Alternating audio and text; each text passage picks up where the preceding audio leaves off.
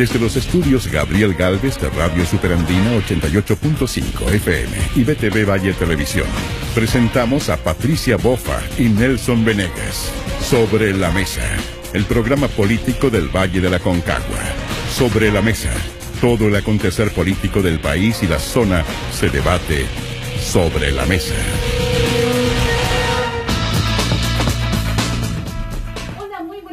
Queridos amigos, ya estamos nuevamente en un nuevo capítulo de Sobre la Mesa, este programa político que esperamos todos los martes y que también escuchan a través de Radio Superandina en el 88.5. Quiero saludar con mucho cariño a mi colega conductor, el alcalde Nelson Venegas. Nelson, ¿cómo estás? Qué gusto de tenerte un nuevo martes acá. Te suena como Nelson. ¿Sí? No pronuncié bien. Hola Pati, ¿cómo estás? Muy buenas noches. Buenas noches también a todos quienes están presenciando este programa. En este día previo al censo, mañana, nosotros dos tenemos que levantarnos bastante temprano para ir a cumplir con nuestro rol de servidores públicos. Antes que todo, quiero empezar este programa, Pati, con una especie, no sé si de homenaje, de unas palabras respecto de una situación que se vio particularmente el día de hoy y que creo que ojalá queden reafirmados dentro de lo que constituye una cuestión bastante importante en Chile. Hoy día fue determinado como culpable de agresiones graves quien agredió a Nabila. Yo creo que Nabila poco a poco se ha ido transformando en una suerte de imagen, de un ícono en lo que dice relación a la violencia hacia las mujeres, de los femicidios, de la violencia intrafamiliar probablemente tal. Lamentablemente estas son figuras que existen hace mucho tiempo y sin embargo todavía al parecer no existe una conciencia cabal respecto de las implicancias, de las repercusiones, de la profundidad de situaciones de esta naturaleza. Hay mucha gente que incluso todavía lo sigue justificando. Me acuerdo cuando salió en el programa en la televisión y prácticamente primero se expone su intimidad, me parece que un doble asesinato como decía Carlos Peña el otro día en el Mercurio, y aparte de eso esta suerte de justificación a propósito de su vida sexual.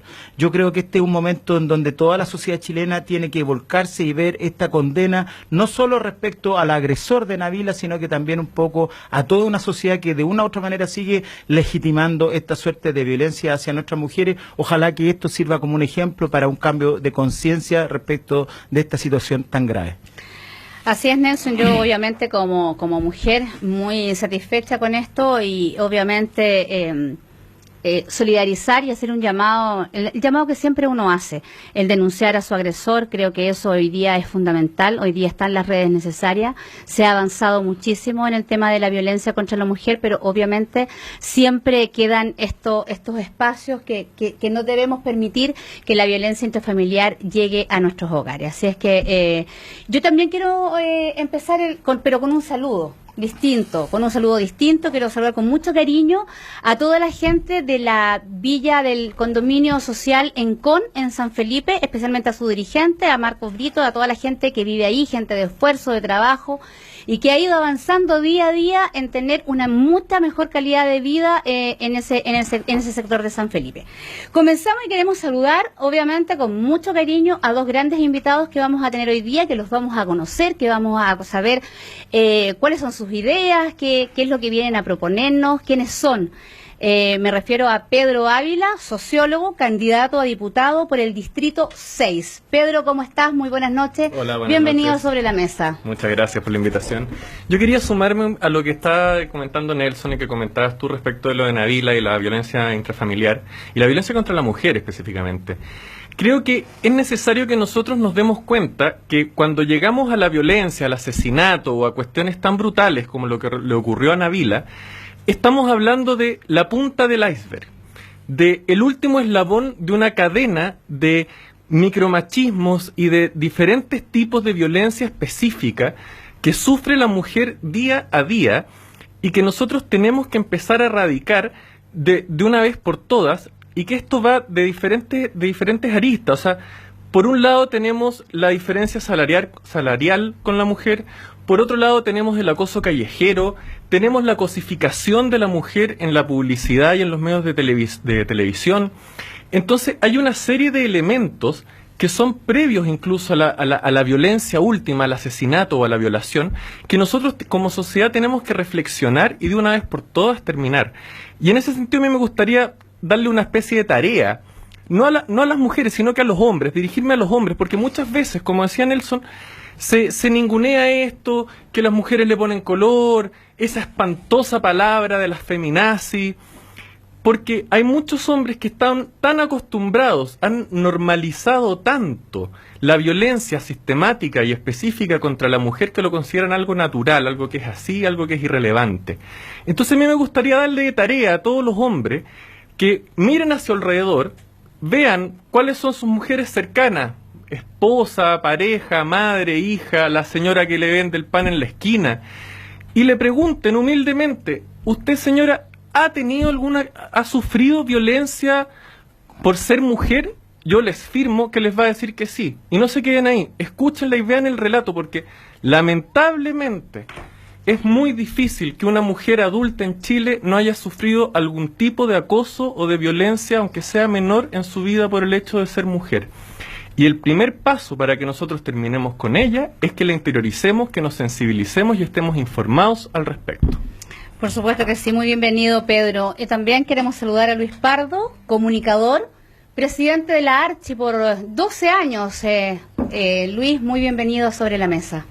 Muchas gracias. Desde luego sumarme por una parte a celebrar que se haya podido administrar justicia y que se haya hecho en forma relativamente rápida, a diferencia de otros muchos casos que se dilatan eternamente en nuestros tribunales. Creo que es una buena señal que la justicia opere en forma eficiente respecto a este caso, que yo coincido, que es emblemático en el sentido de que se refiere a un fenómeno de nuestra época como es la violencia contra la mujer.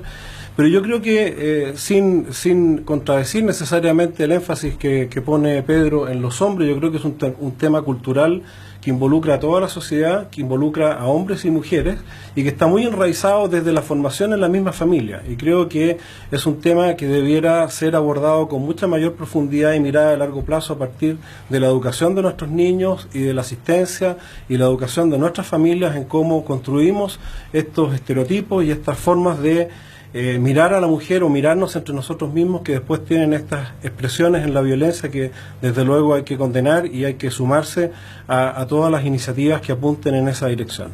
¿Será que las mujeres a veces que criamos hijos hombres tenemos algún grado de responsabilidad frente a este tema, donde los criamos a veces muy en un ambiente a lo mejor muy machista y creamos este tema? ¿O qué opinan ustedes, Nelson? ¿Qué opinas tú desde tu mirada de abogado? No, más que abogado, primero yo no creo que los responsables de generar las conductas machistas en sí mismos sean las mujeres. Pero nosotros las madres como que protegemos mucho más, que no vaya a barrer porque eso no, que no vaya a lavar los platos, cosas tan domésticas pero que finalmente te van marcando. Pero también como que ahí mismo se está reafirmando un poco bajo esa misma lógica que se responsabiliza del propio machismo a la mujer. Yo creo que lamentablemente esto es una cuestión de carácter histórica y que va a ir evolucionando, y por eso recién un poco menciona a una cultura. Yo creo que existe una cultura que lamentablemente, y de todas maneras ha avanzado bastante, pero una cultura que lamentablemente está enquistada dentro de la sociedad chilena desde los orígenes de la República, desde cómo se construyó. No olvidemos, por ejemplo, y en esto tiene que ver un poco la conversación, porque a lo mejor para que no solo nos vamos en palabras de buena crianza, se tiene que legislar muchas veces. Hasta hace 20 años atrás, por ejemplo, los hijos que nacían fuera de un matrimonio eran considerados hijos ilegítimos. Año 98. Año 98, y eso era básicamente, y con esto no quiero llevar tampoco tanto a la polémica, pero allí había un sector político que estaba en contra de legislar en el sentido de que los hijos eran iguales, no obstante fuera una familia constituida legalmente o no. Yo creo que en esa perspectiva también lo que dice, por ejemplo, relación de cuestiones que son absolutamente atingentes, y con esto ya vamos adentrándonos un poco, como lo que dice relación, por ejemplo, con con el aborto dentro de 3 causales. Yo creo que ahí hay una manifestación completa que tiene que ver un poco con la autonomía de las mujeres respecto de lo que es su cuerpo. Por ejemplo, una mujer que es violada, y que tiene que mantener su criatura dentro del vientre materno hasta por siempre. O por ejemplo, en el caso de una criatura que es anencefálica, es decir, una criatura que no tiene cerebro, donde la madre sabe que va a nacer muerta esa criatura, y no obstante aquello tiene que mantener esa especie de tortura constante hasta que la criatura nazca y muera. Entonces son cuestiones que hoy día se están discutiendo particularmente dentro del Parlamento, y a lo mejor a propósito de este tema vinculado a los derechos de la mujer quisiéramos ya hacer alguna suerte de pregunta. Pedro, ¿qué piensas tú al respecto? Me gustaría... Antes de que Pedro pregunte, Pedro, ¿tú ya eres candidato o eres precandidato? Precandidato. Precandidato. Esa es la figura oficial. Perfecto, ya. Precandidato a diputado por el Distrito 6. Por el enorme Distrito 6, efectivamente. Bueno, a Nelson le faltó agregar la última causal, la tercera causal que se está discutiendo en el Congreso, que es cuando está en riesgo la vida de la madre. Y acá, ¿qué es lo que ocurre? Esas tres causales, lo que está ocurriendo, o sea, si una mujer está en riesgo su vida e incluso la de su hijo, lo que el Estado hace en este minuto es obligarla a continuar con el embarazo sin importarle que su vida esté en riesgo. Y eso es algo realmente lamentable, y lo que es más complicado acá, y acá como tenemos un comunicador vamos a poder hablar bastante de eso, es que muchas veces las autoridades políticas han distorsionado la realidad de lo que se está planteando para obtener sus fines, que es eventualmente el estar en contra de esto. Recojo frases como por ejemplo la del diputado Osbun, que dijo que si se aprueba este proyecto de aborto terapéutico se acaba la Teletón. Entonces, nada más falso que eso. Acá, si es que un niño, o sea, si un feto viene con una malformación para tener síndrome de Down, no está dentro de del proyecto de legislación que ese feto pueda ser abortado. Entonces, es muy complicado como muchas veces se miente un poco y se desinforma a la sociedad para desviar la atención o maximizar un proyecto que solamente se está restringiendo a tres situaciones puntuales, que son, la verdad, que de sentido común, que una mujer pueda decidir respecto de si quiere o no terminar con ese embarazo porque está en riesgo su vida, porque el niño va a nacer muerto o porque fue violada. Y que el Estado le obligue a continuar con eso, que es lo que se hace actualmente, me parece que es algo realmente lamentable, retrógrado y no digno de un Chile del siglo XXI. Don Luis Pardo, usted precandidato, candidato, lo está pensando, está viendo. La verdad es que yo entregué la presidencia de la Archi hace una semana atrás. Estuve muy intensamente dedicado durante 12 años a la actividad gremial. Estaba absolutamente fuera de mis planes incursionar en la política contingente, pero bueno, he recibido la invitación a considerar esta posibilidad y voy a tomar una decisión en los próximos días, pero antes de resolver yo justamente quiero conocer lo que son las bases, lo que son las personas que están en política. Yo iría en el pacto de Chile Vamos y he sido invitado por Renovación Nacional, y por supuesto que esto tiene que ser resultado además de conocer, como te digo, a los dirigentes, a las bases y conocer cuál sería mi participación, digamos, en esa dimensión. Y en ese trabajo estoy. Esta es mi primera actividad pública en esta condición de precandidato, si puede ser denominada de esa forma. Cuéntenos su mirada con respecto a lo que conversábamos con Pedro, a este proyecto de ley que existe de las tres causales del aborto. Yo tengo una diferencia. Primero, yo no entiendo que el Estado obligue a mantener el embarazo en el caso de alguna mujer cuando hay riesgo para la vida de la madre. Yo entiendo que eso está bastante bien resuelto en la praxis médica, y sin perjuicio de que esa praxis se pueda o esos procedimientos se puedan perfeccionar, yo no veo en esa causal una situación que esté generando esa obligación que describe Pedro respecto de las mujeres con riesgo para su vida. Al contrario, la información que yo he leído y que he conocido es que ese tipo de causal precisamente está totalmente resuelta y no requeriría, a juicio de muchos médicos y de muchos expertos, de mayor debate. Ahora, respecto de las otras causales,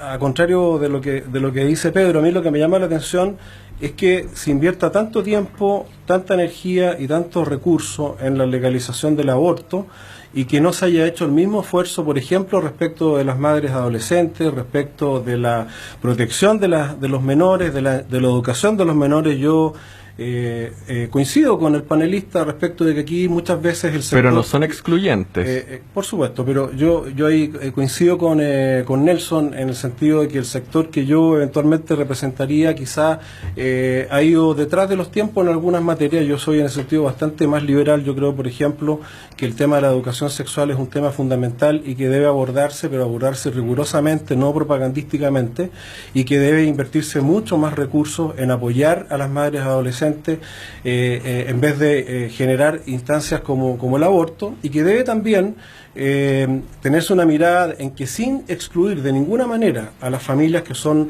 monoparentales o que no son la llamada familia tradicional, sí debiera hacerse un mayor apoyo, un mayor refuerzo. No puede ser posible que hayan incentivos incluso para que ese tipo de familia no se constituya y no se desarrolle, cuando sabemos que ese tipo de familia, sin, reitero, menospreciar en lo absoluto a las otras formas de familia, son sin lugar a duda una forma de generar mayores vínculos afectivos, mayor seguridad y prevenir precisamente fenómenos como el embarazo adolescente.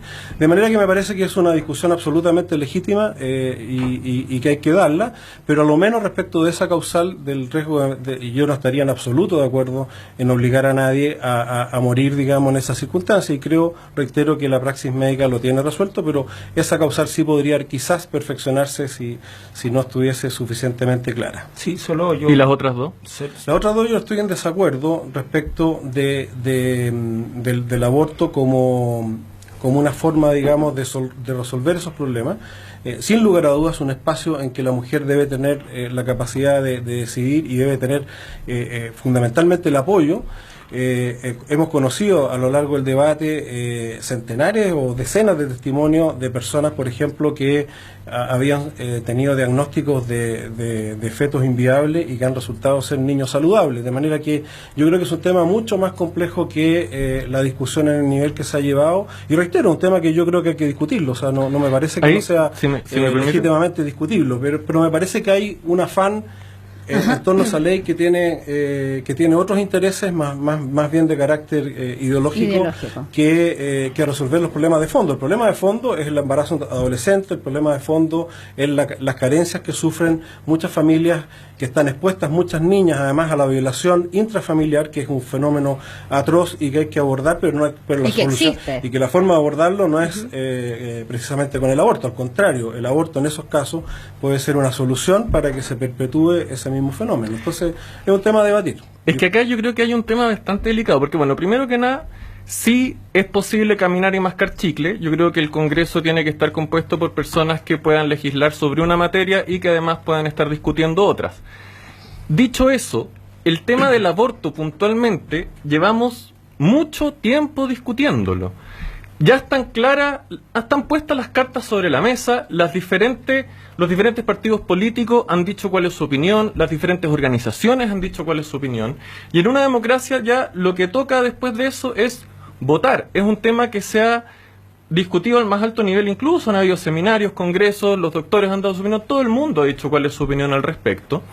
Y a mí me parece que al final lo que termina siendo en muchos casos el bloque de Chile Vamos es tratar de chutear esta discusión diciendo que nunca se ha discutido a la altura, cuando se ha discutido enormemente. Ya son pocas las personas que no han manifestado su opinión del mundo político, y en ese sentido en una democracia lo que toca ya es simplemente votar, y es lamentable como seguimos buscando excusas para no discutir el tema, para no votar el tema, para no tomar decisiones al respecto, porque efectivamente al final tenemos muchos casos de personas que están sufriendo mucho, mujeres, porque no tienen una legislación adecuada que les permita poder tomar resoluciones que les permitan continuar mejor con su vida si es que sufrieron una violación, si es que su hijo no es viable y tiene que estar llevándolo durante más tiempo. Si me permiten un poco entrar, yo tengo la siguiente sensación. Yo no sé si haya alguien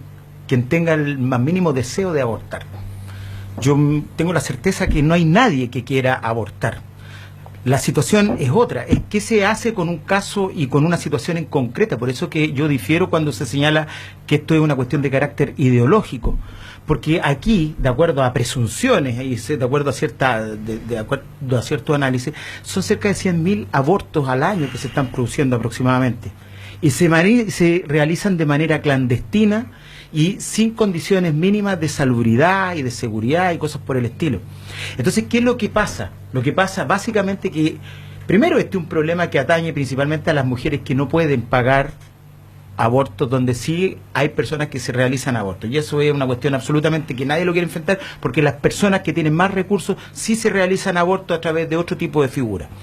Lo segundo es que esa persona ya tiene que tener condiciones de insalubridad y de seguridad mínima cuando se realice, por lo tanto queda expuesta a una situación donde incluso puede morir. Y eso ocurre, ha ocurrido en innumerables oportunidades. Y como si eso fuera poco, cuando esto ocurre puede ser doblemente penalizada, es decir, ya tiene que ver con toda la situación trágica, dramática de perder a su hijo, porque nadie quiere perder a su hijo, y aparte de eso tiene que estar viviendo con la situación de una penalidad. Entonces, no se habla de legalizar el aborto ni de procurar el aborto, se trata de despenalizar el aborto, y conceptual y semánticamente es absolutamente importante dejarlo claro en esa perspectiva.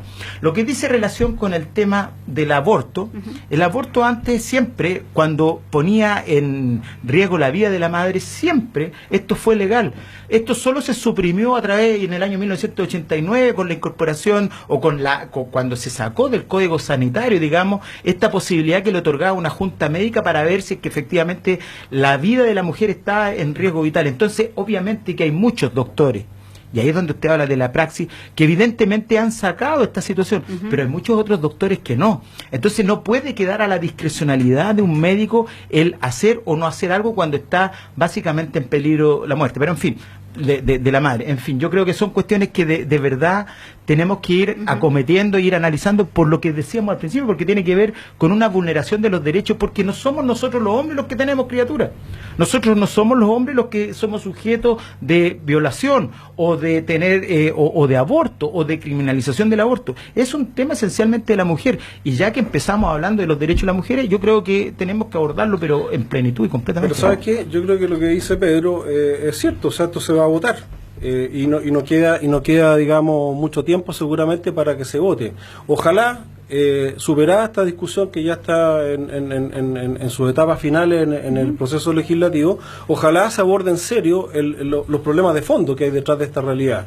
Ojalá existan políticas de apoyo a las madres adolescentes, ojalá exista una política seria de educación y prevención sexual, ojalá existan incentivos, ¿no es cierto?, y apoyo, sobre todo en los sectores más desvalidos, donde este tipo de situaciones tiene un mayor impacto, y ojalá en materia de justicia podamos ser mucho más efectivos respecto de los violadores y respecto... Esos son los temas que están detrás de esta discusión, en la cual se han gastado no sé cuántas horas hombres del Parlamento, que está bien, yo coincido con Pedro que se puede mascar y chicle y caminar a la vez, pero aquí solo se ha mascado chicle y hemos caminado poco en los temas de fondo. Sí, yo lo que sí me pregunto es que si detrás de esta ley también hay un acompañamiento a las madres específicamente que fueron violadas y que van a optar por un aborto, porque yo no sé si tú le vas a quitar el trauma de haber sido vulnerada en su máxima expresión, que es la violación, porque en este país sabemos que se hacen las leyes siempre por la mitad, donde finalmente no tenemos instituciones que hagan un acompañamiento completo a las madres para poder superar este episodio que les ha tocado vivir. Estoy hablando específicamente de las madres violadas, de las mujeres que son violadas, y que hoy día se está tratando en el Congreso si es que va a haber alguna institución que les haga algún acompañamiento, o a lo mejor que le haga algún acompañamiento con respecto al mismo trauma. Pensando en lo que significa. Yo hablo desde la mirada de mujer, porque es bastante complejo los que hemos tenido acoso. Ya es una vulneración importante de los derechos de la mujer. Me imagino y creo que tiene que ser extremadamente traumático para una mujer ser violada. Entonces, espero que la ley también traiga un acompañamiento de instituciones que hagan un acompañamiento general a la madre en esos casos. En ese sentido, yo, la verdad que en este minuto no podemos discutir el análisis de la ley hasta que esté despachada. Por digo, sí, no, por supuesto. Espero, porque siempre se hacen las leyes a la mitad. Pero desde esa misma lógica podemos invertirlo, y es, lamentablemente, los que se han opuesto a esto tampoco han hecho acompañamiento al niño nacido de una mujer violada. Porque una vez que los Provida, y encuentro muy lamentable el nombre que se ponen de Provida, porque aquí nadie está pro muerte, plantean la defensa irrestricta del aborto, y recordemos que Chile es uno de los 4 o 5 países en el mundo que no tiene ningún tipo de legislación del aborto, pero una vez que el niño nació, velas por ti mismo. No, en eso estamos en total desacuerdo. Y eso es algo muy delicado. Yo conozco y he participado, no todo lo intensamente que quisiera, pero me ha correspondido apoyar, por ejemplo, a Fundación Chile Unido y otras fundaciones que hacen una obra maravillosa y justamente generando no solo las instancias de adopción para niños violados o de madres que no quieren abortar y quieren tener a su hijo, pero lo entregan en adopción, sino que además un acompañamiento espectacular y muy consistente a las madres que han pasado por Jorge, veamos todo lo que ha pasado con el Sename. Para que aprovechemos todos los temas. Lo que pasa es que yo voy a ser súper directo. Yo tengo la sensación que ustedes dos son candidatos a diputados. A mí me está dando la misma sensación ahora. Entonces, para que nos digamos la verdad y empecemos. Este distrito, como lo decía recién Pedro, es un distrito muy largo, muy heterogéneo. Todos muy los distritos diverso. quedaron enormes. Y eso significa, por lo tanto, que las realidades son absolutamente distintas. ¿Cómo va a abordarse, por ejemplo, una realidad en este distrito que va a comprender situaciones donde queda comprendido, y esto es una pregunta para los dos, desde Puchuncaví, que tiene costa, que tiene una realidad totalmente distinta, por ejemplo, con el tema pesquero, con la ley de cuotas pesqueras, etcétera, a, por ejemplo, el sector de Cordillera, donde, por ejemplo, está Río Blanco, etcétera? ¿Cómo se va a generar una perspectiva que permita abordar con mayor plenitud y con profundidad completa lo que dice relación con los temas de un distrito tan grande? Antes de que contestemos, nosotros vamos a ir a una pequeño corte. Lo vamos a dejar ahí para que la gente nos escuche, pues, la gente que hay pendiente. Viene ya la respuesta de Luis Pardo, de Pedro Ávila, invitados del día de hoy en el programa Sobre la Mesa. Ya regresamos con ustedes.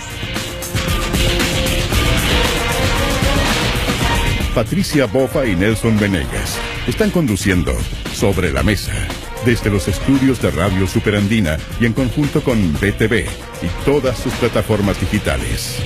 Sobre la Mesa.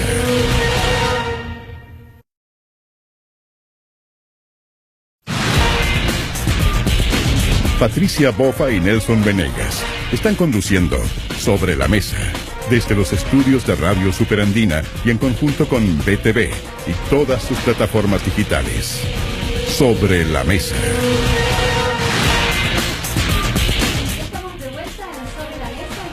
De Vaya Televisión y también a través de Radio Superandina en el 88.5. Les quiero contar que este programa va a ser retransmitido por streaming en el Congreso, así que para que nuestros futuros candidatos, precandidatos a diputado también lo sepan, que este programa va a ser retransmitido por streaming en el Congreso, así es que estaba una pregunta que había dejado Nelson Venegas abierta ya. El distrito es bien grande y para que no nos expresemos tanto. Por ejemplo, en términos concretos, ¿qué, por ejemplo, piensan hacer respecto de la región de Aconcagua? ¿Cómo se manifiesta en términos concretos la descentralización de ciertos servicios públicos, por ejemplo? Mira, separando un poco la pregunta, claro, el distrito es evidentemente muy grande, son 5 provincias, 26 comunas, con realidades muy distintas. Si nosotros vemos Puchuncaví, Quinteros, tenemos un tema medioambiental bastante fuerte, la realidad es completamente distinta acá en Aconcagua, pero lo que el problema de esto, creo yo, es principalmente la lejanía que significa con la ciudadanía, y eso es bastante preocupante porque uno, si un parlamentario trabaja de lunes a sábado en puro terreno, igual no le alcanzan los días para en un mes visitar todas las comunas, y eso evidentemente genera una distancia con la ciudadanía que a mí al menos me complica, porque es casi que lo más entretenido poder conversar con la gente y recoger sus problemas. Pero no podemos olvidar también que los diputados legislan de manera, representan un distrito por cierto, pero legislan de manera nacional. Entonces en ese sentido la fiscalización requiere mayor amplitud en términos de terreno. Obviamente uno va a tener que estar fiscalizando en las 26 comunas, pero la legislación misma, la discusión de las leyes son todas obviamente leyes que afectan a la totalidad del país. Entonces en ese sentido se tiene que ir, como entre comillas, compensar en esa materia. Respecto a la región de Aconcagua, yo en lo personal estoy a favor. Me parece que es importante que, primero que nada, tengamos una discusión seria al respecto. Para eso falta información, falta que sepamos cómo hacer el censo, falta que llegue el estudio que se está realizando para la región de Aconcagua, cosa que podamos tener información de peso sobre la mesa con la cual poder tomar decisiones. Pero en principio a mí me suena atractivo, primero que nada por un tema de descentralización, Por otro, es importante la identidad de los diferentes que tiene la ciudadanía en un respectivo territorio. Y en ese sentido nosotros, como aconcagüinos, yo soy de Rinconada, no tenemos tanta similitud con una persona de Viña del Mar, de San Antonio o de Valparaíso, por ejemplo.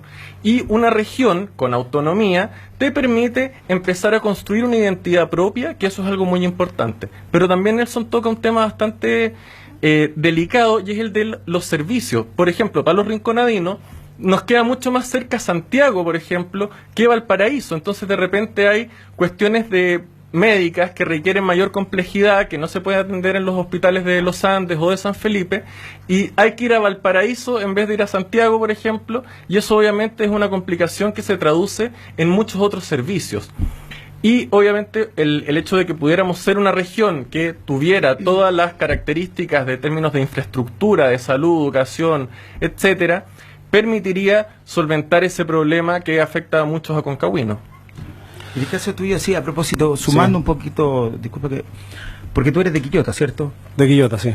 Y con esta lógica de la estructura nueva regional, al parecer, la gente, para que la gente lo sepa, la gente de Valparaíso considera que el interior es Quillota. ¿Ah? Claro, ustedes ni siquiera existen. Claro, en el imaginario. Nosotros estamos en Argentina. ¿Ah? Claro. ¿Qué vamos a hacer? Yo lo primero decir, a mí me parece que esta ley que creó este nuevo redistritaje y esta ley electoral es un tremendo error. Primero, haber aumentado la cantidad de diputados y, en segundo lugar, haber dejado estos distritos inmensos en que, en el momento que la política está lejos de los ciudadanos, alejarla más aún con distritos que, como aquí se ha dicho, cuesta días recorrer íntegramente, es un error, pero bueno, ya está hecha la ley y hay que jugar con este naipe. Ahora, sin lugar a dudas, las realidades son muy distintas, pero hay cosas en común. Por ejemplo, la vocación agrícola de la provincia de Quillota y las provincias de San Felipe y de los Andes, la vinculación con la minería, que es un aporte importante, pero que obviamente tiene que armonizarse también con el tema del medio ambiente. El gran problema del agua, que no se soluciona con la vieja lógica de las secciones del río, sino que se soluciona fundamentalmente con inversiones en embalses que puedan realmente aprovechar el agua, que no se vaya al mar y que estos valles maravillosos que tenemos puedan ser fuente de progreso y desarrollo para nuestra región. Entonces, hay también muchos temas en común que deben ser abordados con una mirada en común. Respecto de la región de Aconcagua, en ningún caso estoy en contra de la creación de una región de Aconcagua, pero sí hay que advertirle a la ciudadanía que esta creación de nuevas regiones no ha sido la solución para aquellos lugares donde han pasado por este mismo trance. O sea, esto no se soluciona con más burocracia, creando más funcionarios, más intendentes, más gobernadores y más gente que trabaje en torno a esas burocracias. Es probable que haya un factor de identidad importante y habrá que atenderlo, pero mucho más importante es, y no solo la descentralización de los servicios públicos, sino que la modernización del Estado. Aquí necesitamos que los servicios públicos tengan un nivel de profesionalización tal en que no sean, primero que nada, fuentes de parcelas políticas de nadie, de ningún gobierno, bajo ninguna circunstancia, y que puedan prestar un servicio expedito a la comunidad, que no tenga que ir alguien a Santiago para algo que podría hacerse acá, y que pasemos por un gran acuerdo que permita modernizar el Estado y los servicios públicos en forma integral. Y eso no necesariamente es crear nuevas regiones, reiterando que el tema de la región de la Aconcagua es un tema que hay que estudiar, hay que verlo, y que probablemente, dada la enorme distancia que hay y la distancia además cultural que hay entre Valparaíso y las provincias de San Felipe y los Andes, amerite la creación de una región, pero eso no es la solución a los grandes problemas de fondo, nuevamente, que son los que justifican la creación de la región. Antes de continuar, vamos a rectificar que lo van a retransmitir este programa a través de Radio Congreso en Valparaíso, este programa. Así es que para que la gente... Un saludo para el tiquitiqui, entonces, de Radio Congreso. Para rectificar este error que tuvimos. Sí. Con respecto... Perdón, Nelson. Sí. Dale. Con respecto a eso mismo...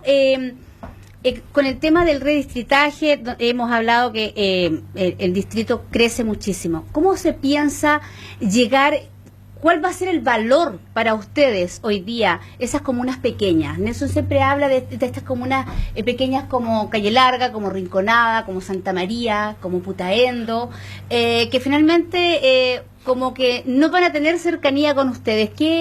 ¿Cuál es la propuesta que ustedes tienen al respecto? Yo creo que son fundamentales. Yo, en mi experiencia como presidente de la Archi, que recorrí el país varias veces al año, digamos, y tuve una cercanía muy especial precisamente con las radios pequeñas de esas comunas, que sumadas son todo un mundo, ¿no es cierto? Lo mismo pasa en todos los órdenes, y esas comunas pequeñas que están a trasmano muchas veces, porque el centralismo no solo se produce a nivel nacional respecto de Santiago, se produce también respecto de las capitales regionales y provinciales, e incluso se produce desde una comuna principal hacia estas comunas aledañas, de manera que yo creo que ahí un rol fundamental lo tienen los medios de comunicación, y creo que no solo una candidatura, sino que un diputado, un senador y cualquier autoridad debe generar a través de los medios y a través de, por supuesto, las visitas y los otros instrumentos, una cercanía, no solo para llegar con su mensaje a esas comunas, sino que fundamentalmente para escucharlas. Es gente que principalmente está en déficit de ser atendida, escuchada y sus inquietudes recogidas por las autoridades. Y eso creo que va a ser un sello importante, por lo menos en mi caso, si asumo esta responsabilidad. Pedro. Mira, yo no siento que haya comunas más importantes que otras, en ningún caso. Creo que todos los ciudadanos valen lo mismo, independiente de si estén agrupados en una comuna grande o en una comuna chica. Ahora, claramente el desafío es bastante fuerte, y para eso evidentemente que están por un lado los medios de comunicación, por otro, afortunadamente las redes sociales ayudan bastante en tener algún cierto vínculo con la ciudadanía, pero acá claramente lo que la ciudadanía está clamando es que las autoridades estén en terreno. Y para eso, bueno, vamos a tener que, una vez que asuman los que ganen en el Congreso, desdoblarse para estar visitando mucho el terreno, porque es ahí donde la gente plantea sus problemas, es ahí donde se establecen las soluciones. Nosotros no podemos hacer política desde el Olimpo, desde los sillones de una oficina, sino que tenemos que estar en la calle con la gente para saber cuáles son sus necesidades y a partir de ahí construir junto con ellos, porque este es un tema bastante importante. Nosotros la participación ciudadana en Chile la estamos teniendo un poco en pañales, pero tenemos que ir avanzando poco a poco a que la ciudadanía empiece a empoderarse cada vez más y que las autoridades políticas, tanto de gobierno como del Congreso, empiecen a requerir cuál es la visión que tiene la ciudadanía de sus problemas locales, porque si no empiezan a ocurrir diseños de políticas públicas que son realizados muy desde arriba, pero que no se atienen a el trabajo o a la realidad que tiene la gente en terreno. Y eso solamente se soluciona con congresistas en terreno, y eso es lo que yo voy a plantear como una vez que asuma en el Congreso. Sí, pero yo tengo una diferencia un poco más de carácter más político, programática en ese sentido. Yo creo que los legisladores están para legislar. A mí no me gusta, por ejemplo, y lo hemos escuchado muchas veces de repente, que hay legisladores o candidatos a legisladores que andan prometiendo cosas que no pueden cumplir porque no está dentro del marco de las atribuciones, de las facultades y de las cosas que tienen que realizar. No estoy diciendo que ustedes lo estén diciendo, sino que lo que yo creo que aquí en Chile, y lamentablemente está deslegitimando la institución más importante que tiene una democracia, es que lamentablemente tenemos una legislación respecto a las atribuciones de los legisladores que no es apropiada. ¿Qué pienso yo a propósito de la región de Aconcagua? Y en ese sentido quiero compartir un poco alguna visión. Yo creo que el tema de la región de Aconcagua muchas veces se transforma en una situación casi de chauvinismo. La región de la Aconcagua no va a salir de aquí a 4 o 5 años más. No podemos reducir todos los problemas de la descentralización, de la desconcentración y del otorgamiento de mejores servicios solamente a una región de la Aconcagua, porque por último eso es iniciativa exclusiva del presidente de la República, y porque por último eso ya está corriendo, y como parlamentario uno no puede hacer más. Lo que yo haría si yo fuera parlamentario, que algún día a lo mejor lo voy a hacer, es reconstruir una estructura administrativa distinta en este país. Es decir, volver a lo que eran las provincias. La región es una arquitectura ficticia que se inventó en 1978 con finalidades de seguridad nacional. Aquí hay provincias, por ejemplo la provincia de Aconcagua, donde existe una naturaleza de Petorca, San Felipe, Los Andes, que tiene una estructura más o menos parecida. Lo mismo, por ejemplo, puede ocurrir en Marga Marga, etcétera. Volver a la naturaleza de las provincias donde existieran gobernadores provinciales con reales facultades y atribuciones administrativas, y no solo fuera un delegado presidencial o una delegada presidencial. ¿Por qué? Porque eso permitiría un contacto mucho más radical, mucho más fuerte, mucho más vinculado con la ciudadanía.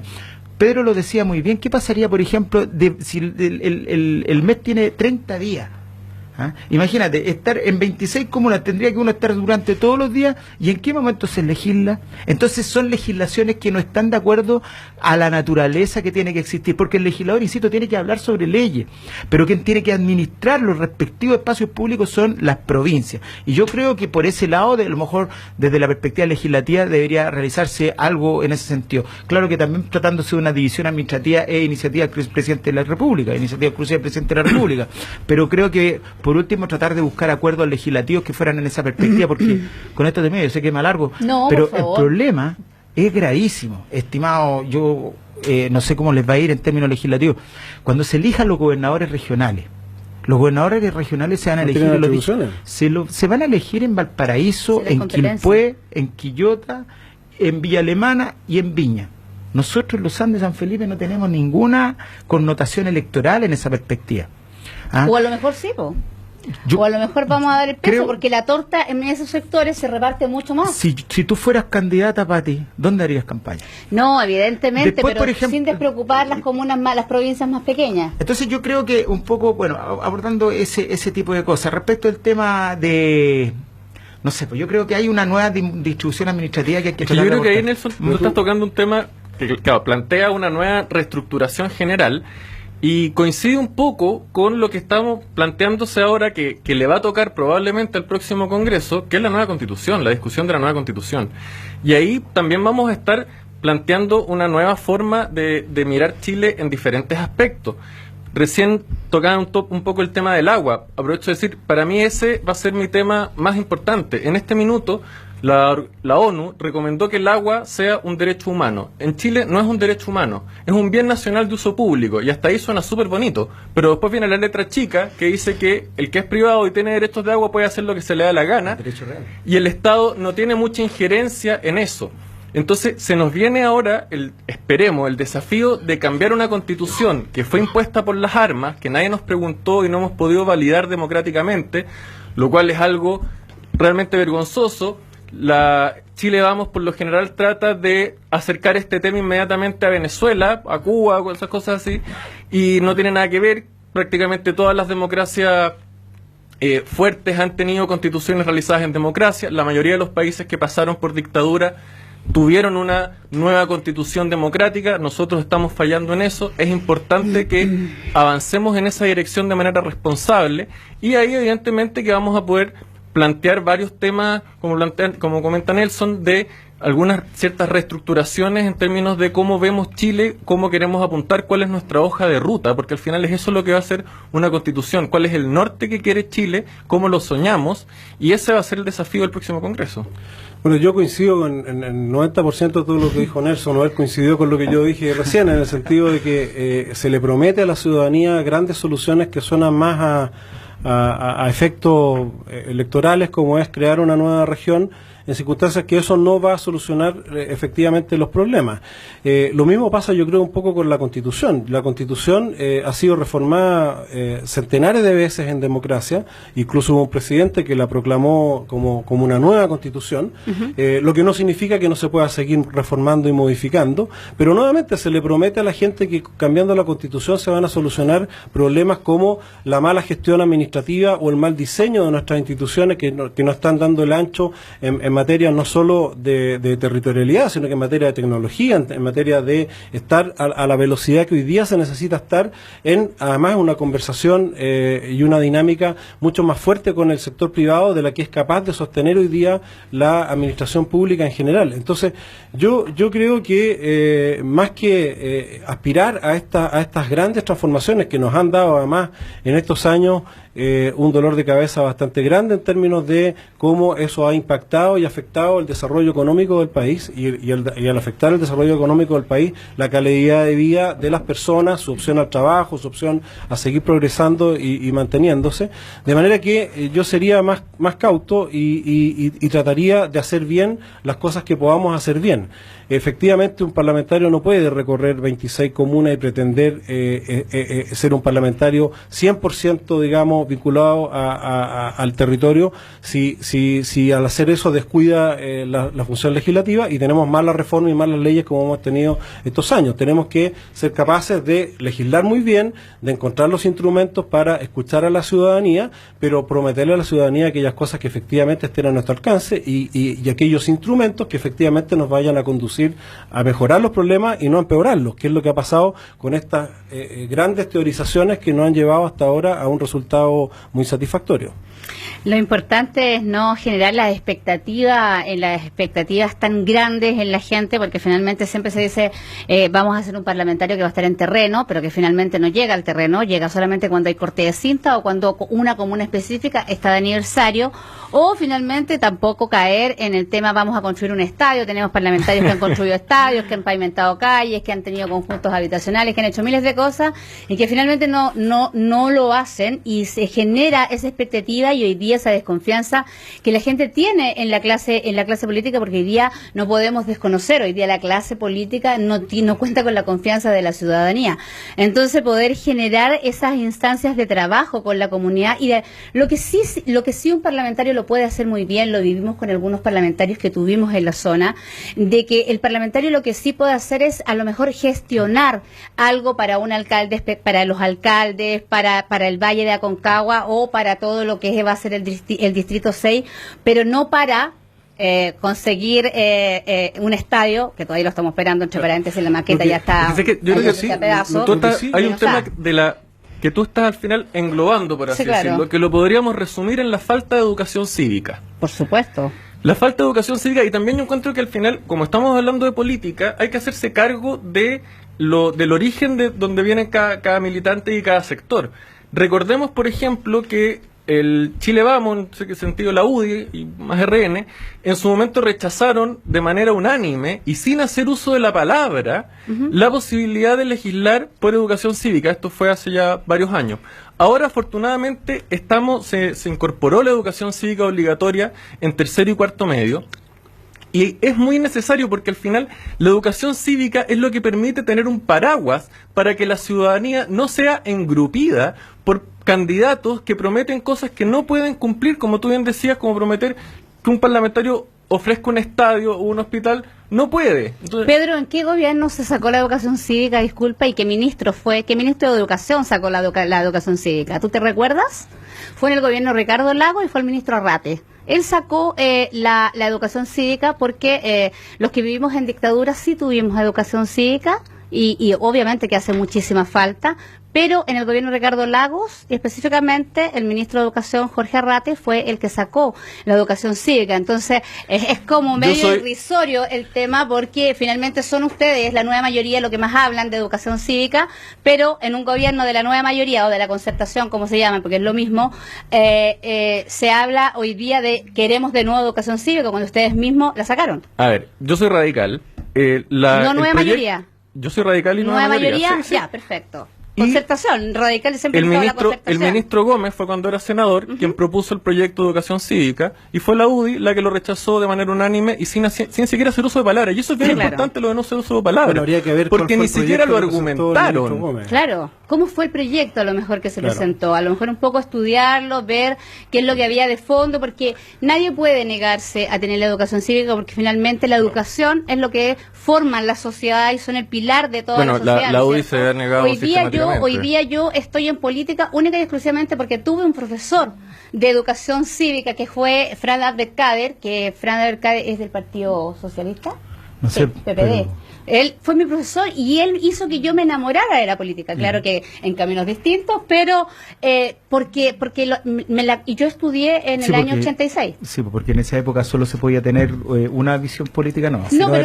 Pero no tenía en eso estamos de acuerdo. Pero a veces, Nelson, también proyectos, yo no conozco el proyecto al cual hace mención Pedro, del entonces senador Gómez, pero a veces esos proyectos vienen con alguna marraqueta, con alguna letra chica, en que precisamente se privilegia una determinada visión y la educación cívica es algo que tiene que ser amplio, que tiene que ser plural, por eso que es tan importante la libertad de enseñanza y que tiene que abarcar todo el espectro, digamos, no solo ideológico, sino que de todas las sensibilidades culturales del país. Pero yo no me quería alejar del tema que estábamos debatiendo recién. Yo creo que sí un parlamentario, y más aún, los parlamentarios de una determinada región, incluso siendo de coaliciones distintas, pueden empujar determinados proyectos. Y eso no es prometer, digamos, luces ni cosas raras, sino que, por ejemplo, en esta región de Aconcagua, en estas provincias de San Felipe de los Andes, hay grandes proyectos que llevan mucho tiempo, como el túnel de baja altura, como el túnel de Chacabuco, como embalses, ¿no es cierto?, que los mencionaba en una intervención anterior, que desde luego habrá que estudiarlos, habrá que verlos a fondo, pero que son fundamentales para generar desarrollo en la región, y en torno a ese tipo de proyectos los parlamentarios pueden unirse, pueden hacer gestión y pueden empujar. En nuestra región, por ejemplo, cuando se eliminó en forma absolutamente increíble, insólita, la construcción del hospital de las provincias de Petorca y el hospital biprovincial por el prurito ideológico en contra de las concesiones, después de ese acto que significó postergar por varios años un hospital tan necesario en dos provincias, los parlamentarios de todos los colores se unieron para empujar ese proyecto, y hoy día nuevamente está el proyecto en carrera. Entonces, más que andar ofreciendo estadios y andar ofreciendo cosas que efectivamente un parlamentario no puede cumplir, sí un parlamentario o un conjunto de parlamentarios totalmente transversal incluso pueden empujar proyectos en los cuales todos estemos de acuerdo que son necesarios, ya sea para la región total o para zonas dentro de nuestros respectivos distritos. Estaba pensativo, no, Nelson. lo que pasa es que estaba pensando respecto de las clases de educación cívica y estaba pensando respecto de cierta estigmatización de malas leyes que se han generado. Y yo honestamente no creo que sea así. Yo creo que eso también tiene que ver con el rol de la legislación y el rol del Estado y el derecho de agua que se señalaba recién, si es que es un bien nacional de uso público, si es que llega efectivamente a las comunidades, etcétera. Yo tengo la visión en todo caso que efectivamente, como decían ustedes, los diputados y los parlamentarios pueden hacer harto al respecto y también pueden colaborar, pero tengo la sensación que se está tergiversando el rol. Se está lamentablemente tergiversando el rol. El parlamentario que tiene que tener una visión política e ideológica respecto del tema, y entonces, por ejemplo, bajo esa perspectiva, ¿usted qué piensa respecto de del nuevo proyecto de previsión social, este 5% que tiene que ser administrado ahora por un ente estatal, o definitivamente el término de la AFP, un sistema de reparto, que ahí ya va... Bueno, nuevamente estamos enfrente de una situación compleja para la gente. Es decir, hay una cantidad importante de personas mayores y otras no tan mayores que ven que sus jubilaciones van a ser muy bajas, y la solución a eso es un eslogan que dice no más AFP. Entonces, este es un tema que hay que desmenuzarlo en todas sus partes. Yo no me parece adecuado que se le imponga a la clase media, que son aquellos que están imponiendo en forma regular, ¿no es cierto?, a través de sus contratos de trabajo en el sistema de AFP, se les imponga un impuesto que va a significar derivar parte de esos recursos a aquellos que por distintas circunstancias no están percibiendo los beneficios de lo que sería una jubilación digna. Me parece legítimo que eso se haga, pero no con cargo a la clase media, con un impuesto del 5% al trabajo, sino que se haga con cargo a los impuestos generales de la nación, que es lo que corresponde para abordar un problema social como es las bajas pensiones de un sector importante de la población. ¿Pero por qué dice el 5%? Porque se va a gravar en un 5%, ese 5% adicional, no, pero es un 5% adicional que se le va a imponer. Solamente el cargo del empleador y el otro 3% el cargo individual. No, el 5% es de cargo del empleador completo. Lo que se está discutiendo es qué porción de ese 5% va a las cuentas de capitalización individual y qué porción va a en el fondo, sistema de reparto, que lo han denominado de otra forma, pero que en el fondo es la introducción de un sistema de reparto. Yo creo que el pilar solidario es fundamental, y es fundamental que el Estado tenga, a través de un pilar solidario que evidentemente se quedó corto, tenga la provisión de los recursos necesarios para aquellas personas que no alcancen a obtener una pensión digna, porque finalmente esas personas igual terminan costándole al Estado, porque hay que atender su salud, hay que atender sus problemas propios de una vejez que además es cada vez más prolongada, pero eso se tiene que hacer con fondos del Estado, no con fondos que se le van a extraer a una porción de la población que es la clase media, que es la que siempre termina pagándolo todo. Entonces, en ese sentido, yo creo que la discusión todavía está muy en verde y muy al nivel del eslogan. Se impuso el no más AFP y resulta que las AFP, en lo que respecta a las cuentas de capitalización individual de aquellas personas que han impuesto regularmente, han sido un sistema mejor, y así el propio gobierno lo reconoce tácitamente al no innovar en ello, mejor que las alternativas que se están ofreciendo. Pedro, ¿tú qué piensas respecto del sistema? Antes de que nos conteste Pedro, nos vamos a ir a otra una pausa. pequeña tanda comercial. Me quedé con el aire Yo, contenido. no, pero es que para... Lo que pasa es que para reivindicó tenga el sistema de para que capitalización. tenga Sí, impulso, es que usó la palabra, le molesta la imposición cuando todas las FP son imposiciones, es una cosa Por eso, increíble. para que usted se quede con nosotros y no se separe de BTV Vaya Ser Televisión, nosotros ya regresamos con Sobre la Mesa. Patricia Bofa y Nelson Venegas están conduciendo Sobre la Mesa desde los estudios de Radio Superandina y en conjunto con BTV y todas sus plataformas digitales. Sobre la Mesa.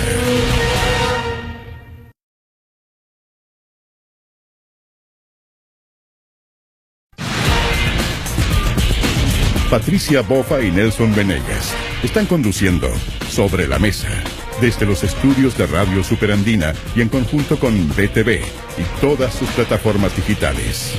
Sobre la Mesa. Ya estamos de vuelta en este último bloque de este programa Sobre la Mesa y nos quedó una respuesta pendiente de Pedro. Tengo la respiración.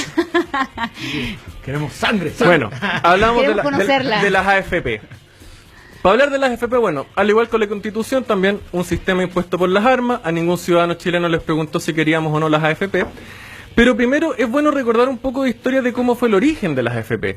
Porque se planteó como un sistema de pensiones cuando en su origen no era un sistema de pensiones propiamente tal.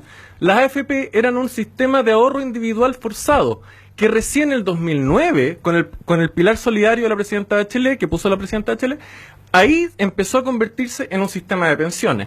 Ahora, dentro de las muchas aristas y críticas que uno le puede hacer a las AFP, que pueden venir desde muchos lados, hay varias que son bastante delicadas y que se discuten poco. Y es que, primero que nada, las AFP son un negocio para los dueños de las AFP que invierten en las empresas de sus amigos. Y aquí, y me da risa que utilizaran la palabra imposición, porque las AFP solamente nos han impuesto cosas. Yo, la única opción que tengo como ciudadano es elegir cuál AFP voy a estar metido, que son más o menos las mismas, básicamente, y cuál va a ser el nivel de riesgo. ¿Por qué no podría, por ejemplo, yo decir que mi dinero, porque es el dinero mío, se invirtiera, por así decirlo, en mujeres emprendedoras de la quinta región?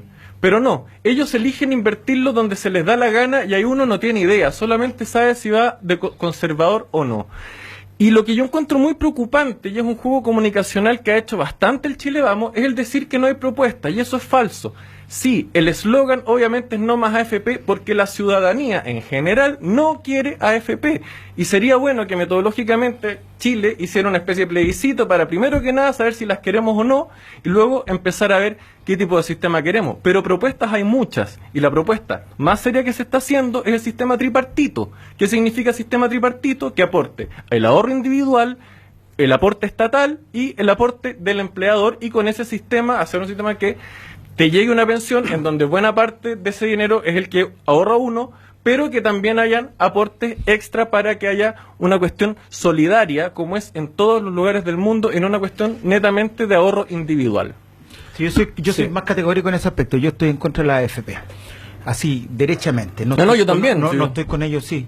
No estoy con ellos diciendo derechamente de que creo que volvamos al sistema de reparto. El sistema de reparto es un sistema que hoy día, a propósito de los índices de natalidad, serían imposibles de hacerlo sostenible con el tiempo, pero me parece honestamente que el sistema de previsión, el sistema de seguridad social, no puede recaer primero en las manos de los privados, no puede transformarse en un negocio, donde aparte de eso muchas veces las pérdidas se socializan y en el caso de la ganancia no se retribuye como corresponde, donde afortunadamente con el tiempo se ha ido bajando las comisiones, pero tal como señalaba un poco Pedro, yo creo que tenemos que avanzar a un sistema un poco parecido al sistema canadiense, donde permita también la intervención de 3 estamentos y donde exista el rol también preponderante del Estado, pero también el rol del empleador sea una cuestión que empuje también en una perspectiva mejor, con mayor disposición de los recursos. Pero el sistema de la AFP es un sistema que necesariamente está deslegitimado, y seguir concediendo el sistema previsional a una institución que lucra, porque en el fondo esto es una expropiación. Pues esto, por ejemplo, siempre se habla del derecho de propiedad por parte de la gente de la derecha, pero resulta que el derecho de propiedad no existe respecto de los sueldos de los trabajadores que son obligatoriamente expropiados para hacer negocios con esos dineros. Entonces yo creo que y eso es lo que está pidiendo la gente, no sé. Bueno, a ver, yo creo que hay que nuevamente analizar el tema con seriedad. Primero, nadie está en contra de que ¿Usted me está diciendo que no es serio lo que le estoy diciendo? Que es un poco serio lo que está diciendo, porque usted me dice que el sistema canadiense no es un sistema no, serio. a mí me gusta el sistema canadiense. Entonces, pero ¿por qué me dice que es serio o no es serio mi sistema? Pero lo que no es serio, ¿no es cierto?, es decir que en todas partes del mundo pasa una cosa que no es así. En todas partes del mundo los sistemas de reparto están quebrados y están migrando hacia algo muy parecido a las AFP, lo que no significa que las AFP estén perfectas. Yo estoy totalmente de acuerdo en que se regule mejor, por ejemplo, el tema de las comisiones. Pero decir, por ejemplo, lo que acaba de decir Pedro, que ellos invierten la plata en un club de amigos, eso es falso, de falsedad cierto, absoluta. eso es Hay una profundamente cierto. Hay una superintendencia de uno de los mercados más regulados es de las AFP, donde no pueden invertir determinados porcentajes en una misma industria, donde hay una diversificación de la matriz de inversión que le da seguridad a la gente. Pero lo que hay que hacer, más que discutir nosotros entre qué es lo que más nos gusta, hay que llegar al momento de preguntarle efectivamente a la gente dónde quiere invertir sus fondos. A lo mejor, como dices tú, algunos querrán ponerlo en un emprendimiento de mujeres emprendedoras, pero aquí estamos hablando de los fondos previsionales que le van a permitir a una persona percibir una pensión por el resto de sus días, y si se muere antes, esa plata además la reciben sus herederos. O sea, no es plata de las AFP, es plata de cada uno de los ahorrantes lo que está depositado ahí, y está ultra regulado por la Superintendencia de Banco. O sea, no es un club de amigos. Ahora, yo le pregunto a un trabajador cualquiera, ¿usted prefiere que esa plata se invierta en el mercado de capitales y tenga las rentabilidades que está teniendo con las AFP, o que la administre, por ejemplo, el Estado y la ponga en las mujeres emprendedoras, o la ponga en Codelco, como alguien propuso, y dependa finalmente de la evolución del precio del cobre? ¿O prefiere que esté en un mercado de capitales regulado, controlado por la Superintendencia de Banco, y que ha dado rentabilidades espectaculares? Sería bonito que nos hicieran esa pregunta, porque no nos la hacemos. Bueno, hagámosla. Si al final del día en eso consiste la democracia, pero expliquémosle a la gente. Primero, no la engañemos. O sea, primero, que la gente sepa que los fondos son de las personas, no son de las AFP. Segundo, ¿no es cierto?, que así todo, producto de lo que tú bien señalabas, de que hay un crecimiento demográfico que no estuvo calculado porque no estaba en las perspectivas de nadie cuando se creó el sistema, pero que es el que tiene quebrado. O sea, además, que se diseñó mal, también hay que decirlo. Pero evidente que se diseñó mal. En ese tiempo. De acuerdo, si da lo mismo, yo no estoy defendiendo la AFP. Sí lo estás haciendo. Yo estoy defendiendo, ¿no es cierto?, que pongamos en el debate los datos reales para que la gente pueda elegir. Entonces, hoy día, con lo que vive una persona, obviamente, con lo que vive el promedio de las personas, no se puede financiar con el 10% de las cotizaciones. Para terminar, estoy totalmente de acuerdo contigo, que tiene que haber un tercer estamento, y ese tercer estamento tendrá que ser el Estado, pero no con cargo a aquellos ahorrantes de la clase media que están pagando sus cotizaciones todos los meses, sino que con cargo al presupuesto general, que es lo que corresponde para un bien social, como es darle una pensión digna a las personas que no la tienen. Lo que pasa es que ahí yo considero que es poco serio. ¿Sabes por qué? Primero, me gustaría defenderme respecto al tema de la falta de seriedad que tú me señalaste. Yo partí diciendo que yo no estaba a favor del sistema de reparto porque no se puede en estos tiempos a propósito de las tasas de mortalidad y natalidad.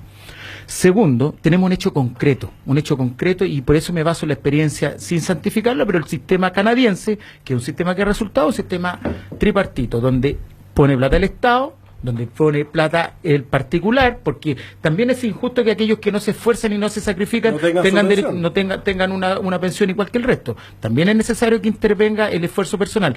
Y el tercer estamento lo compone el empleador.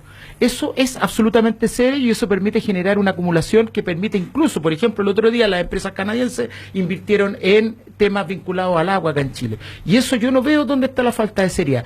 Donde sí yo veo la falta de seriedad, y con mucho respeto lo digo, es que aquí en Chile en estos momentos existen pensiones absolutamente indignas, donde aproximadamente la mitad de los chilenos tiene pensiones inferiores a los 250.000 pesos.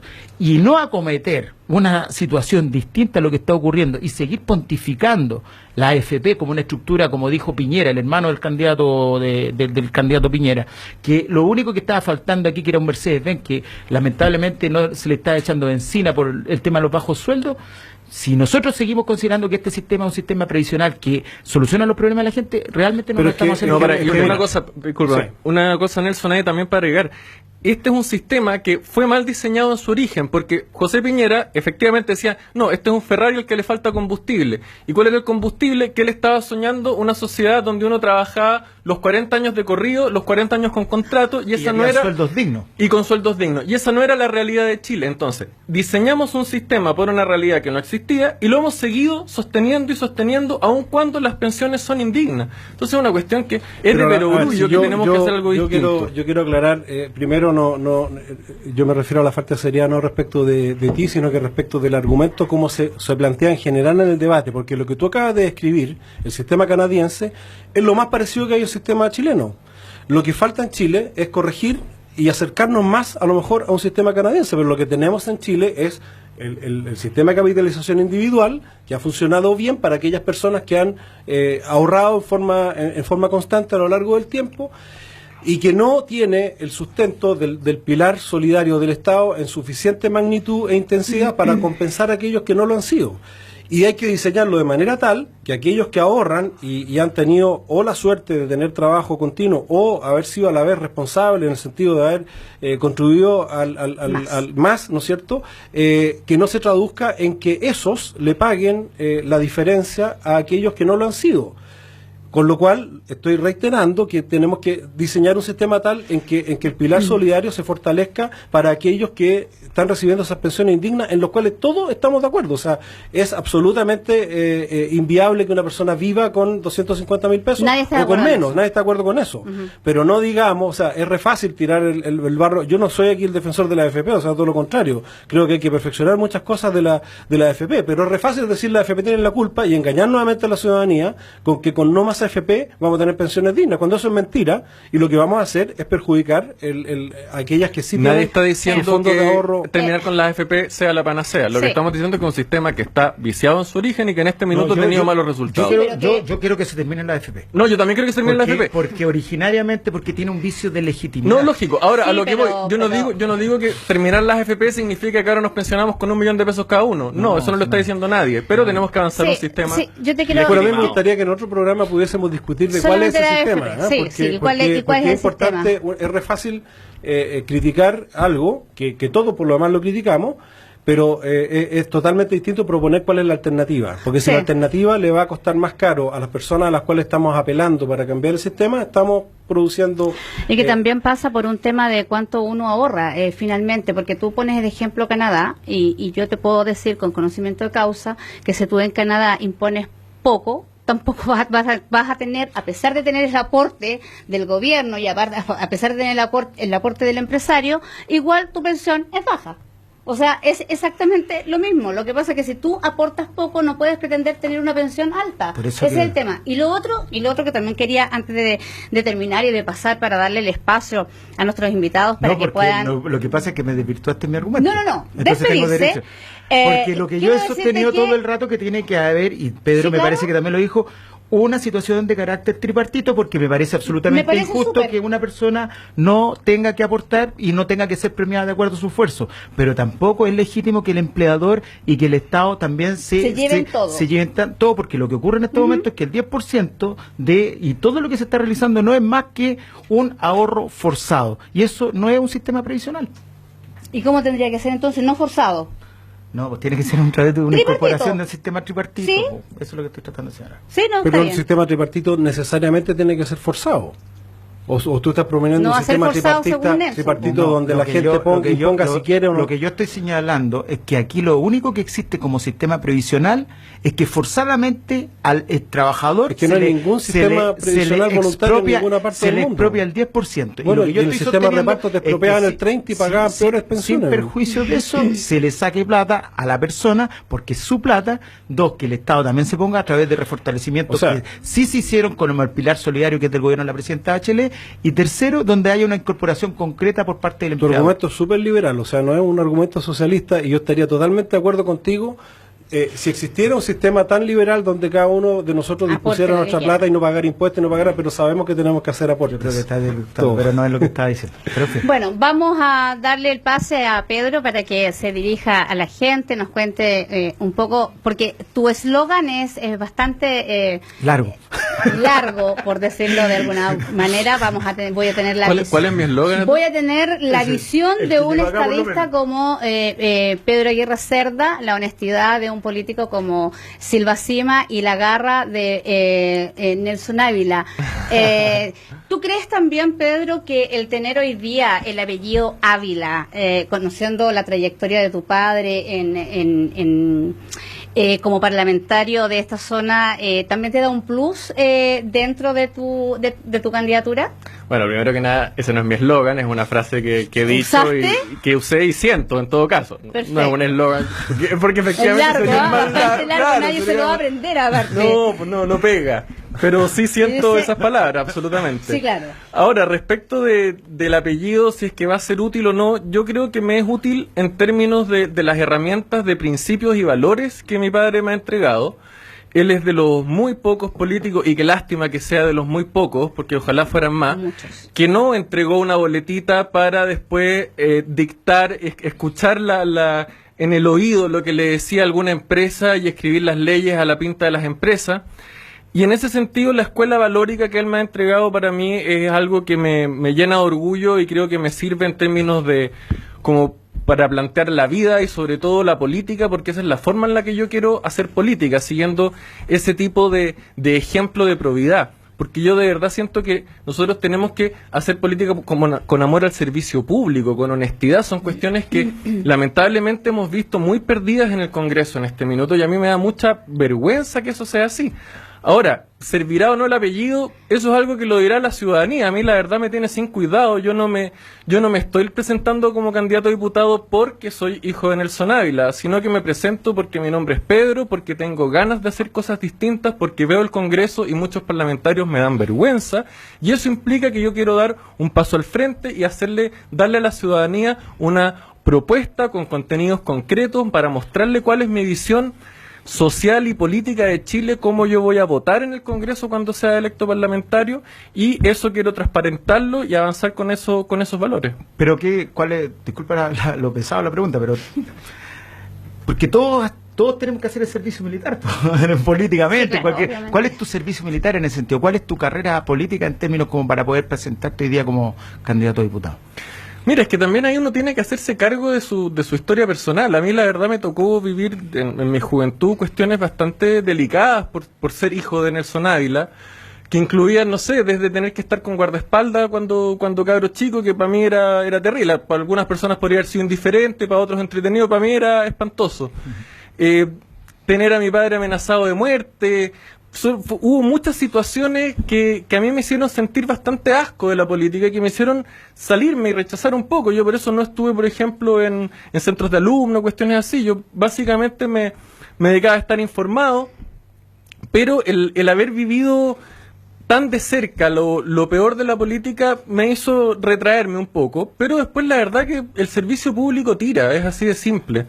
Yo ahora llevo harto tiempo ya militando en el Partido Radical, trabajando internamente en el partido, he estado trabajando como sociólogo mucho con las comunidades, en Rinconada con las juntas de vecinos, trabajo en clubes deportivos, y eso me ha dado un sentir que me hacen el dar cuenta de que tengo ganas de hacer las cosas de una manera que yo considero que puede ser mejor, de una manera proba. Y es eso lo que me motiva a lanzarme en este enorme desafío. ¿No te hubiese gustado una candidatura a alcalde mejor? Desde la mirada que me estás contando un poco del trabajo que realizas con las organizaciones, de esa cercanía, y finalmente hay políticos que les gusta mucho más ese trabajo día a día con los vecinos, tratar de solucionando las vidas. Por un lado sí, encuentro muy linda la función de un alcalde, pero por otro lado, cuando veo que hay parlamentarios que hacen las leyes dictadas por las empresas, siento tal nivel de rabia que me dan ganas de decir, no, esos tipos no merecen estar ahí. Y yo quiero dar un paso al frente para decirles, no, salgan. Perfecto. Luis. Bueno, la verdad es que en este programa hemos tenido algunas diferencias, pero también hemos tenido grandes coincidencias. Yo creo que eso es importante siempre de rescatar. Yo creo que estamos viviendo una etapa del país en que estas diferencias, que son las que tienen que ocurrir y debatirse en el espacio público, están en un nivel de crispación y de antagonismo y de reducción a slogans y a banalización de los argumentos que se han traducido, y en eso vamos a tener una nueva diferencia, se han traducido, creo yo, en una degradación de nuestro debate legislativo.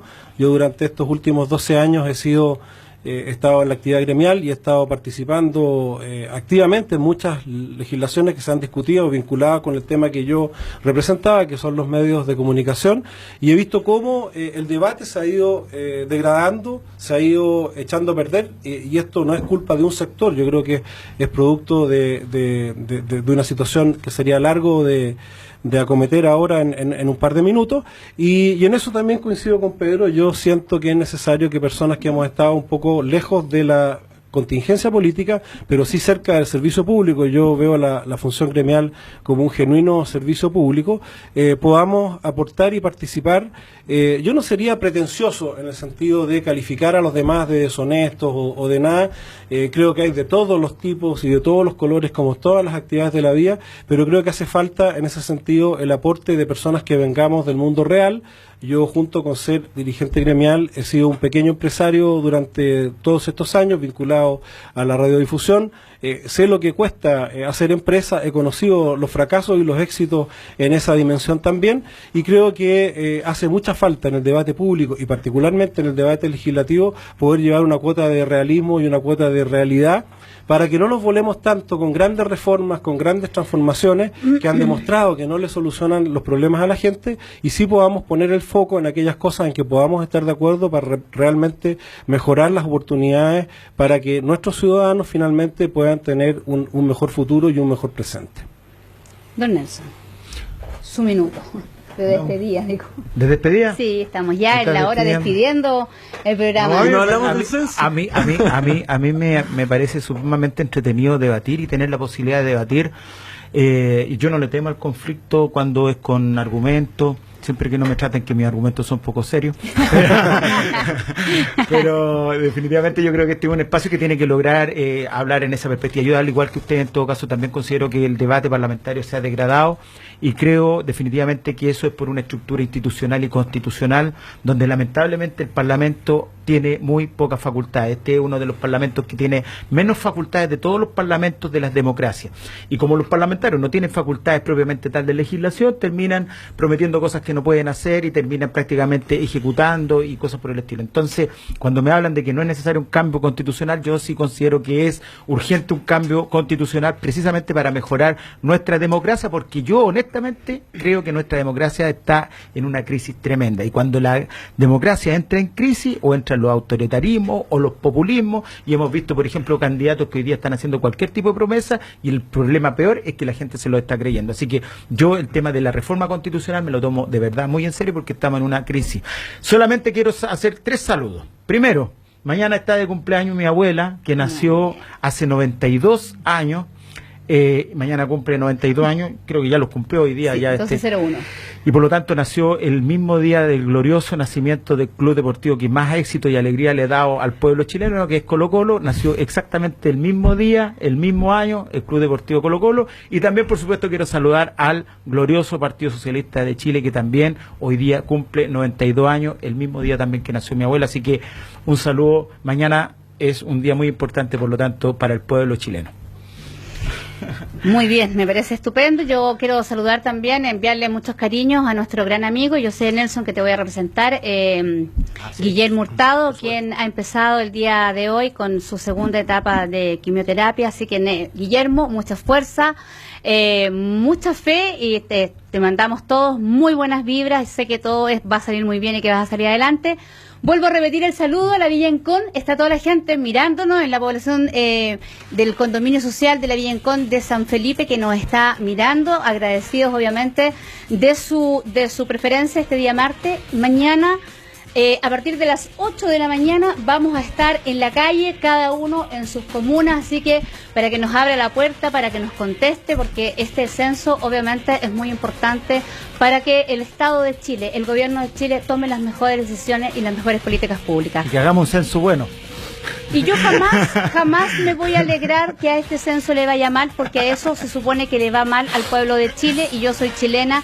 Y por lo mismo, porque doy la cara, mañana voy a estar censando, así que ábrame la puerta, voy a estar ahí en el sector de la esquina colorada, censando a partir de las 8 de la mañana. Un abrazo, muchas gracias, muy buenas noches.